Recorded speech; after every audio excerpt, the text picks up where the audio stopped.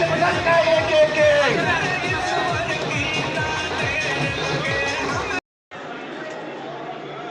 हमारे बीच हमारे मुख्य अतिथि आज के कार्यक्रम के श्री राष्ट्रीय राजपूत करणी सेना मध्य प्रदेश अध्यक्ष ठाकुर जीवन सिंह जी शेरपुर हम सबके विराजमान हो चुके हैं।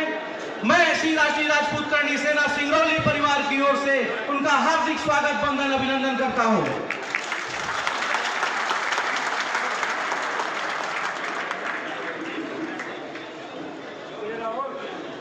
आज सोनभद्र से पधारे शक्तिनगर, बीना, खड़िया, अनपरा, रेणुकूट, चाहे झारखंड से पधारे हुए हमारे सभी वरिष्ठ युवा और साथियों का श्री राष्ट्रीय राजपूत करणी सेना सिंगरौली परिवार हार्दिक स्वागत वंदन अभिनंदन करता है। चितरंगी से हमारी ओर से हार्दिक स्वागत वंदन अभिनंदन करता हूं। अभी मैं क्रम की बात कर रहा था कि मुझसे क्रम में भी ऊपर नीचे कुछ गलतियां, कुछ त्रुटियां हो सकती हैं। अब देखिए, मैंने आपका परिचय अपने मुख्य अतिथियों तक से नहीं कराया। हमारे बीच हमारे श्री राष्ट्रीय राजपूत करणी सेना मध्य प्रदेश के अध्यक्ष, हमारे गौरव, जिनसे हमें प्रेरणा मिलती है, अनवरत अच्छा करने की प्रेरणा मिलती है, ठाकुर जीवन सिंह जी शेरपुर हमारे बीच उपस्थित हैं। श्री राष्ट्रीय राजपूत करणी सेना अपने प्रदेश अध्यक्ष का हार्दिक स्वागत वंदन अभिनंदन करती है। हमारे बीच मंच पे और भी प्रदेश के पदाधिकारी उपस्थित हैं। मैं श्री राष्ट्रीय राजपूत करणी सेना सिंगरौली परिवार की ओर से उनका हार्दिक स्वागत वंदन अभिनंदन करता हूं। जिनके मार्गदर्शन, जिनके सानिध्य, जिनके संरक्षण में श्री राष्ट्रीय राजपूत करणी सेना काम करती है, हमारे संभाग संरक्षकगण आदरणीय केडी सिंह जी, एसडी सिंह जी, राज नारायण सिंह जी, प्रवीण सिंह जी, श्रवण सिंह जी, संजय सिंह जी, राजेश प्रताप सिंह जी दुलबनिया और भी हमारे जितने पिता तुल्य संरक्षक यहाँ बैठे हुए हैं, श्री राष्ट्रीय राजपूत करणी सेना। जब देश गुलाम था, हम 800 वर्ष मुगलों से लड़े, 200-250 वर्ष हम अंग्रेजों से लड़े, और उसी समय ये संस्कृति देश में आ गई। और इस देश को तोड़ने के लिए 2 जगह आघात किया गया, और वो आघात आज तक नुकसान पहुंचा रहा है। मैकॉले के द्वारा हमारे शिक्षा पद्धति को बर्बाद किया गया, और जो ये लोग डच, अरबी, ये हमारे देश में आए और इन लोगों ने हमको तोड़ने के लिए जातियों में बांटना शुरू कर दिया, और हम टूटते चले गए, हमारा राष्ट्र कमजोर होता चला गया। इसके पीछे और कुछ कारण नहीं है। किसी बहुत बड़े विद्वान ने कहा है कि आरक्षण को बढ़ा घटाकर, भाई अगर किसी का आरक्षण बढ़ाया गया तो स्वाभाविक है कि किसी का कम हुआ होगा। कि आरक्षण को बढ़ा घटाकर राज्य विषमता बढ़ा रहे हैं, आरक्षण को बढ़ा घटाकर राज्य विषमता बढ़ा रहे हैं, और निर्मम द्रोण एकलव्यों के रोज अंगूठे काट रहे हैं। हम ये चाहते हैं, हमें कोई परहेज नहीं है।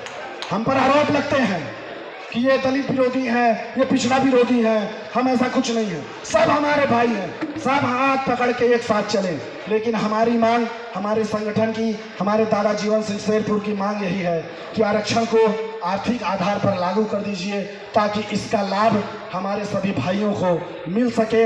हमारे जितने बच्चे हैं, जो हमारी आने वाली पीढ़ी है, कहीं ना कहीं इसकी वजह से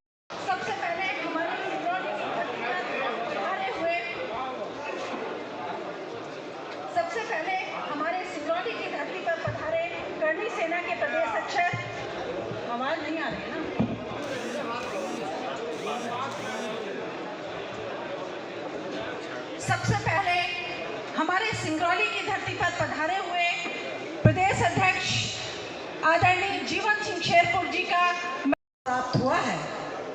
मैं इस मंच के माध्यम से कहना चाहती हूँ कि हमारे समाज में शिक्षा पर बहुत ध्यान देने की जरूरत है, खासकर बालिका की शिक्षा पर। जब एक महिला किसी परिवार में शिक्षित होती है तो पूरा परिवार शिक्षित होता है, और जब पूरा परिवार शिक्षित होता है तो पूरा समाज शिक्षित, सुशील और समझदार होता है। इस मंच के माध्यम से मैं हमारे समाज में ये कहना चाहती हूँ कि दहेज प्रथा जैसी बुराइयों को हम सब मिलकर एक साथ होकर दूर करें और इस पर हम सभी को मिलकर कार्य करने की जरूरत है। अगर हम सब युवा चाहेंगे कि हम इस बुराई को अपने समाज से दूर कर दें तो ये जरूर संभव होगा। ये इस पर हमको सभी लोगों को मिलकर काम करने की जरूरत है। हमको राजपूत समाज की सभी प्रतिभाओं को आगे बढ़ाने की जरूरत है और स्थापित प्रभु श्री राम के श्री चरणों में नमन प्रणाम करते हुए, महाराणा प्रताप जी के श्री चरणों में नमन प्रणाम करते हुए हमारे समाज के और हमारे संगठन के, हमारे परिजन अकाल मृत्यु को प्राप्त हुए, हम सभी ने श्रद्धांजलि भी अर्पित की। उन सभी को प्रभु अपने श्री चरणों में स्थान दें, इसके लिए प्रभु के भी चरणों में यह निवेदन है कि हमारे परिजन जहां भी रहें, जिस स्थिति में रहें, आपके श्री चरणों में वास करते रहें, उनको सदैव आपका संरक्षण प्राप्त रहे। मंच पे विराजमान श्री राष्ट्रीय राजपूत करणी सेना के माननीय प्रदेश अध्यक्ष जी, जो किसी पहचान के मोहताज नहीं, भैया बता रहे थे कि उनकी बातें जब आप सुनेंगे तो आपको वास्तविकता में लगेगा कि समाज के युवा समाज के बीच में क्या कर रहे, क्या समाज को देना चाहते हैं, क्या इनकी लालसा, क्या इनका लोभ, क्या इनकी मोह माया समाज से कुछ है व्यक्तिगत जीवन के लिए, या इन्होंने अपने जीवन को ही समर्पित कर दिया है समाज के लिए। ये जब वो आएंगे, उनकी बातें जब आप सुनेंगे तो आपको समझ में आएगा। तो सिंगरौली और रीवा संभाग में आदरणीय प्रदेश प्रवक्ता जी एवं प्रदेश से आए हुए समस्त पदाधिकारियों का, मंच पे विराजमान संगठन के समस्त वरिष्ठ जनों का हार्दिक स्वागत, अभिनंदन, वंदन है। श्रृंगी ऋषि महाराज की तपोभूमि में जन्म लेने वाले क्षत्रिय कुल के एक एक कुल गौरव को, माताओं को, बहनों को, वरिष्ठ जनों को सादर नमन प्रणाम करते हुए आप सभी का इस क्षत्रिय समागम में हार्दिक स्वागत, अभिनंदन, वंदन। बहुत सारी बातें आप सभी के बीच में आनी है, बहुत सारी बातों को हमें सुनना है, समझना है, लेकिन हमारे कुछ भाई अभी से विचलित हो गए। यही विचलित होना ही क्षत्रिय समाज के पतन का कारण है। हमारे अंदर धैर्य नहीं है, हम धैर्य धारण नहीं कर पाते, विचलित हो जाते हैं, परेशान हो जाते हैं, छोटी छोटी बातों से व्यथित हो जाते हैं। अरे आज यह क्षत्रिय समागम है, सिंगरौली की टीम ने अथक प्रयास किया है, रीवा संभाग के पदाधिकारियों ने आरक्षण रूपी दीमक है, आरक्षण रूपी जो दीमक है, जो समाज को खोखला कर रहा, सरकारें आरक्षण के नाम पे समाज को बांटती चली जा रही है, विभाजित करती चली जा रही है, हमें उससे कोई मतलब नहीं। सरकार को जो करना है करे, समाज को जितना खोखला करना है करे, लेकिन हमें हमारे अधिकार से वंचित ना करे। दूसरी राष्ट्रीय राजपूत करणी सेना खुले मंच से वर्षों से मांग करती चली आ रही, लेकिन 8 जनवरी 2023 को इसकी लड़ाई लड़ने जा रही है कि आरक्षण का आधार जो है आर्थिक होना चाहिए। हर समाज में अगर गरीब है, शोषित है, पिछड़ा है, उसको खाने की समस्याएं हैं, जीवन जीने की समस्याएं, कपड़ा पहनने की समस्याएं हैं, तो वह गरीब हो सकता है, तो उसको आरक्षण प्राप्त है। लेकिन क्षत्रिय कुल में अगर हमने जन्म ले लिया, जिस क्षत्रिय कुल ने 565 रियासतें दे दी, सीलिंग में अपनी जमीनें दे दी, देश के विषम परिस्थिति निर्मित होने पे हमारे रियासतों के राजाओं महाराजाओं ने अपने खजाने खोल दिए, आज उन्हीं के वंशज भूखे मर रहे, गरीबी के जीवन जी रहे। तो हमारी मांग है, हमारे संगठन की मांग है, ठाकुर जीवन सिंह जी की मांग है, आरक्षण आप सबको तो हमें कोई आपत्ति नहीं, लेकिन आरक्षण का जो आधार है वो आर्थिक होना चाहिए, जातीय नहीं होना चाहिए। समाज में जो दूसरी सबसे बड़ी समस्या आ गई है, पहले भी कानून था, उस कानून के तहत हमें सताए जाते थे, लेकिन एक रास्ता रहता था, उस कानूनी कार्रवाई से पहले, गिरफ्तारी से पहले विवेचना होती थी, जांच होती थी, समाज के अन्य वर्ग के लोगों से उसमें गवाही ली जाती थी, तब उसकी गिरफ्तारी होती थी। उस कानून को क्या कहते हैं? Atrocity act, SC, ST act, जिसमें सरकार ने परिवर्तन कर दिया। सरकार को जाएगा तो इसके भुक्तभोगी आप स्वयं होंगे। समाज आपके साथ खड़ा नहीं होगा, क्योंकि समाज आपको बुलाने आया है। किस काले कानून के लिए आपको लड़ना होगा और अपने अधिकार को पाने के लिए 8 जनवरी को भोपाल के जमहूरी मैदान में पहुंचना होगा। तो संगठन की मांग है कि SC/ST एक्ट के कानून में बिना जांच के किसी भी प्रकार की कार्रवाई ना हो। यह हमारा दूसरा बिंदु है। तीसरा बिंदु, SC/ST एक्ट की तर्ज पर सामान्य पिछड़ा एक्ट बने, जो सामान्य समाज को भी संरक्षित करे और सुरक्षित करे। पिछड़ा वर्ग के लिए, अन्य समाज के लिए कानून में अनेकों प्रावधान हैं जिसके तहत कार्रवाइयां होने से बच जाते हैं। आप जाइए किसी गरीब के खिलाफ, इस बिरादरी के खिलाफ कंप्लेन करने के लिए, तो आपकी सुनवाई नहीं होगी, लेकिन उस समाज का व्यक्ति आपके ऊपर कार्रवाई बड़ी सरलता से करा देता है। और इसका जीता जाता उदाहरण अपने संगठन से जुड़े हुए प्रेम सिंह भाटी हैं, जो अभी कुछ दिन पहले जेल में रहते हुए चुनाव जीते। तो हमको इस कानून से निजात चाहिए, मुक्ति चाहिए, तो आप सबको भोपाल पहुंचना होगा। चौथी जो मांग है, EWS के तहत संगठन की मांग है कि भूमि व मकान के बाध्यता को समाप्त कर दिया जाए। वर्तमान में जो EWS का कानून है, कानून तो पास हो गया है, लेकिन उसमें बहुत सारी विसंगतियां हैं। उन विसंगतियों को दूर किया जाए। आज अगर हमारे परिवार का बच्चा किसी भी नौकरी के लिए आवेदन करता है, तो EWS के पात्रता के तहत उसको 10% का आरक्षण श्री राष्ट्रीय राजपूत करनी सेना की वजह से प्राप्त हुआ है, लेकिन सरकार ने उसमें विसंगतियां डाल दी हैं। तो श्री राष्ट्रीय राजपूत करनी सेना की मांग है, जो 8 जनवरी को भोपाल में उठाई जाएगी और उसकी लड़ाई लड़ी जाएगी कि EWS आरक्षण में भूमि एवं मकान की बाध्यता को समाप्त करते हुए 8 लाख की जो वार्षिक आय का आधार है, उसी को मानकर सभी को इसका हक और अधिकार प्राप्त हो। EWS के रिक्त पदों पे इस वर्ग की भरपाई कराई जाए, यह संगठन की अगली मांग है। 7वीं मांग, जिसको लेकर के हम लोग जमहूरी मैदान में 8 जनवरी 2023 को इकट्ठे होने वाले, ध्यान से सुनिएगा, आप सबसे जुड़ा हुआ बिंदु है। आवश्यक नहीं कि इससे केवल ठाकुर बिरादरी ही फायदे में रहेगी, सवर्ण समाज, पिछड़ा वर्ग भी फायदे में रहेगा, तो उसको सुनने की आवश्यकता है। जो 7वीं मांग है, केंद्र और राज्य की आने वाली सभी भर्तियों में सभी वर्गों के 2 वर्ष के अतिरिक्त छूट को देखते हुए, कोरोना काल की भरपाई करते हुए सामान्य वर्ग को और सभी वर्गों को 2 साल का अतिरिक्त लाभ दिया जाए, उनकी नियुक्तियों में 2 वर्ष की बढ़ोतरी की जाए, यह संगठन की मांग है। 8वीं मांग जो है, आप सभी को पता है, सवर्ण आयोग की कार्य प्रणाली में सुधार की आवश्यकता है और इसको क्रियाशील बनाया जाए। इस मांग को लेते हुए संगठन जमहूरी मैदान में 8 जनवरी को एकत्रित होने जा रहा है। 9वीं मांग, राज्य कर्मचारी आयोग की सिफारिश, जिसमें कर्मचारियों की रिटायरमेंट की आयु 65 वर्ष करने को कहा गया है। किसी भी परिस्थिति में अब कर्मचारियों की रिटायरमेंट की आयु नहीं बढ़ाई जानी चाहिए, क्योंकि अगर लगातार आयु बढ़ती रहेगी तो आप भी विचार करें युवा कहां जाएंगे।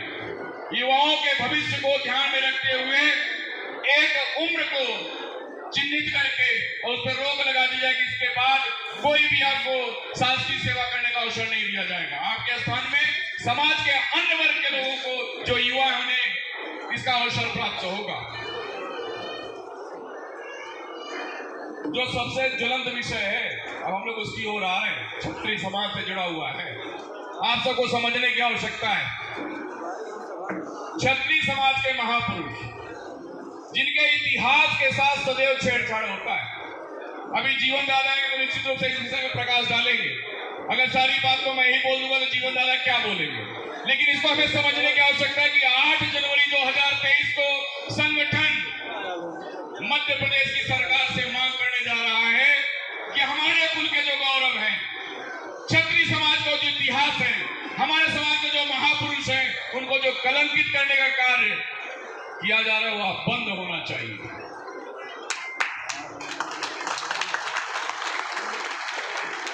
गौ माता, गाय हमारी माता, हम सब लोग बोलते हैं, लेकिन गाय की सेवा करने से पीछे हट जाते हैं। अब यह गंभीर बीमारी पूरे देश में फैली हुई है, लंपी, जिसमें लाखों की तादाद में गौ माताएं मृत्यु को प्राप्त हो गई, लेकिन सरकार की नींद नहीं खुली। इसलिए संगठन ने अपने संकल्प पत्र में इस विषय को लिया है, क्योंकि संगठन के मूल से जुड़ा हुआ यह विषय है कि गौ माता को राष्ट्रीय पशु, राष्ट्रीय गौवंश घोषित होना चाहिए, और इसकी लड़ाई श्री राष्ट्रीय राजपूत करनी से लड़ने को तैयार है। पद्मावत फिल्म के विषय में आप सभी ने सुना होगा। यहाँ पे हमारी माताएं बहनें बैठी हुई हैं, जो छत्राणी हैं, जिनकी कोख से हमने जन्म लिया, जिन्होंने पाल पोस के हमें बड़ा किया। फिल्मकारों ने उन माताओं को कलंकित करने का काम किया। पद्मावत एक फिल्म आई थी, आप सबको याद होगा। श्री राष्ट्रीय राजपूत करणी सेना उस फिल्म का विरोध की थी। हमारे हक के, हमारे स्वाभिमान की लड़ाई थी, हमारे माताओं बहनों के स्वाभिमान की लड़ाई थी। सरकारें मानने को तैयार नहीं थी, सेंसर बोर्ड मानने को तैयार नहीं था, फिल्म का प्रदर्शन होना था। करणी सेना ने निर्णय लिया, श्री राष्ट्रीय राजपूत करणी सेना ने निर्णय लिया कि हिंदुस्तान के किसी थिएटर में इस विवादित फिल्म को, जो क्षत्रिय माताओं बहनों को कलंकित करती है, उसका प्रदर्शन नहीं होने देंगे। परिणाम क्या हुआ? फिल्म तो प्रदर्शित नहीं हुई, लेकिन समाज के हजारों युवाओं के ऊपर अपराध पंजीबद्ध हो गए, मुकदमे दर्ज हो गए। तो 8 जनवरी 2023 को मध्य प्रदेश की सरकार से यह हमारी मांग होगी कि जो पद्मावत फिल्म के समय क्षत्रिय युवाओं के ऊपर अपराध कायम किए गए अपने स्वाभिमान की रक्षा के लिए, उसे बिना शर्त वापस लिया जाए।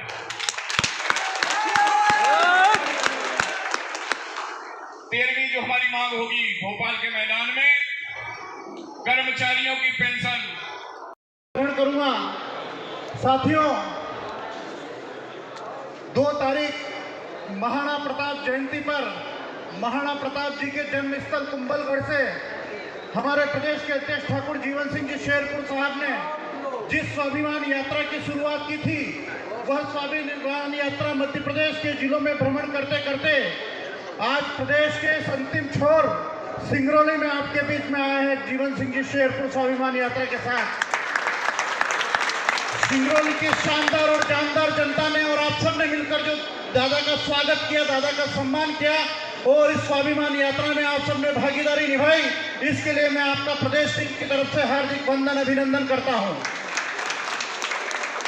साथियों, मैं आज एक शख्स से आपका परिचय करवाना चाहता हूं। आप सबकी मांगों को लेकर ये लड़ाई किसी एक की नहीं है, और भोपाल जो जन आंदोलन है वहाँ कोई मुख्य अतिथि नहीं है, इसीलिए उसका नाम जन आंदोलन दिया है। जनता के द्वारा जनता के लिए चलाया जाने वाला आंदोलन, इसलिए उसका नाम जन आंदोलन दिया है। आप सब जितने भी पधारेंगे सभी मुख्य अतिथि रहेंगे, क्योंकि आप मेरी यहाँ जितने भी विराजमान हैं जो यहाँ नहीं हैं, उन सब की लड़ाई हम लड़ रहे हैं। जो उस आंदोलन में आएंगे वो भी और जो नहीं आएंगे वो भी, क्योंकि पहले भी हमें 10% जो आरक्षण मिला है सामान्य गरीबों को, उसमें बहुत सारे ऐसे भाई हैं जिन्होंने उसका लाभ भी लिया है, पर उनके परिवार से कभी कोई आया नहीं होगा। तो हमारी लड़ाई ये नहीं है कि कोई आएगा तो ही ये लड़ाई लड़ी जाएगी। आपको, हमको, सबको ये समझना पड़ेगा कि जिस कुल में हमने जन्म लिया है उसका काम है 36 कौम की रक्षा करना। जब हमारे पूर्वजों ने न्याय करते समय ये नहीं सोचा कि कौन अपना है कौन पराया है, न्याय देने वाला समाज आज न्याय मांग रहा है, इससे बड़ी दुविधा कभी हो नहीं सकती। जिस समाज ने सदियों से न्याय करा वो आज न्याय की भीख मांग रहा है कि हमारे साथ भी न्याय करो। तो जो अन्याय हो रहा है उसके खिलाफ यदि हम क्षत्रिय कुल में पैदा हुए तो हमारा दायित्व तो बनता है कि हमें उसके लिए भी जाति में जन्मा हो, जो गरीब है उसको आरक्षण की आवश्यकता है, क्योंकि कलेक्टर, एसपी और जो नेता हैं या जो भी सरकारी नौकरियों में जो लोग हैं उनके बेटे एक गरीब परिवार से अच्छे स्कूलों में पढ़ते हैं, अच्छी शिक्षा को प्राप्त करते हैं, और जब कंपटीशन एग्जाम में उनका सामना होता है तो एक गरीब परिवार के बेटे से एक अमीर परिवार के बेटे का होता है, क्योंकि आरक्षण वो उन्हीं के परिवार का, उन्हीं के समाज का कार्य है। क्योंकि गांव में जो मजदूरी करता है ST SC, उसके सामने वो लड़ते हैं और उनके सामने जीत जाते हैं। यदि उनको उनकी शिक्षा और उनके नॉलेज पे इतना घमंड है कि हम कहीं भी जाके नौकरी पा सकते हैं, तो हम जैसे ये हमारे परिवार में जो पढ़ रहे हैं उन बच्चों के सामने आके कंपटीशन की तैयारी करें, उनके सामने लड़े और बराबर नंबरों पे जीत के बताएं। वो नहीं जीत सकते क्योंकि उनकी बुद्धि का विकास नहीं है। इसलिए वो आरक्षण के दायरे में रह के ही आज दिन तक वो लड़ाई लड़ रहे हैं। आज हम सबकी ये लड़ाई इसलिए जरूरी है कि आज हम नहीं लड़े तो कल हमारे पास बचेगा कुछ नहीं। राजनीतिक अस्तित्व पहले ही हमारा समाज बहुत पहले से खो चुका है, आर्थिक रूप से भी बहुत कमजोर हो चुका है।